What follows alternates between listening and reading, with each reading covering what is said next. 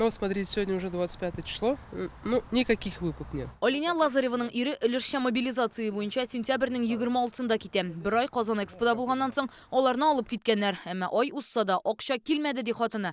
Гаиләнең балык булмаган 2 баласы бар. Аларга карталар бирделәр. Карта хәзер миндә, акча анда юк, ни копейки. С другими женами мобилизованных сөйләшеп торам, аларга акча бирделәр. Алинәнең сүзләренә караганда, ире сентябрь азагыннан ук әзерлек уза. Ил президенты үз күрсәтмәсендә акчаны хәрбиләрнең күнекмәләре башлангач ук исәпли башларга дигән иде ди ул. Сегодня мною подписано поручение о неукоснительном соблюдении установленных сроков и размеров выплат. Они должны составлять, напомню, не менее 195 тысяч рублей за календарный месяц. Особо подчеркну, включая период подготовки и обучения личного состава. Әле кичәгенә Михаил Мишустин Россия кораллы көчләрен кирәк-яраклар белән тәэмин итүгә багышланган утырышта акчаларның оборона министрлыгына тулысынча күчерелүен әйтте. И все средства своевременно доведены. Мобилизацияләнүчеләргә түләнә торган акча беренче көннән үк 195 мең сумны тәшкил итә. Шулай ук званиесына карап оклады төрлечә була.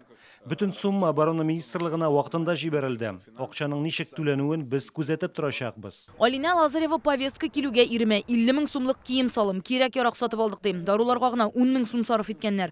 Чыгымны 195 мең сум хисабыннан капларга өметләнгәннәр. Хәрби комиссариатта әйтүләренчә, бераз көтәргә кирәк булачак.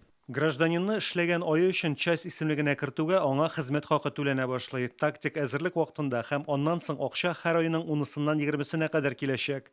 Хезмәт хакын алу өчен хәрбиләргә реквизитларын күрсәтеп, оборона министрлыгының бердәм хисап үзәгенә гариза язарга кирәк. Акча килмәгән очракта юристлар тиешле органнарга мөрәҗәгать итәргә киңәш бирә. Если вам задержали выплату, Әгәр дә сезгә акча һаман килми икән, оборона министрлыгына мөрәҗәгать итәргә була. Шулай ук түләүләр өчен җавап бирүче бердәм исәпләү үзәге бар. Ул Мәскәүдә Спартак урамы 2нче йортта урнашкан. Шулай ук үз хокукларыгыз үтәлми дип саныйсыз икән, прокуратурага мөрәҗәгать итәргә мөмкин. Бу эшне дәүләт хезмәтләре порталы аша да башкарып була. Түләү турындагы күрсәтмәне президент оборона һәм финанс министрлыкларына юллады. Ул 1 ноябрьгә кадәр үтәлергә тиеш. Бердәм хисаплау үзәгенең номерын сез экранда күрәсез.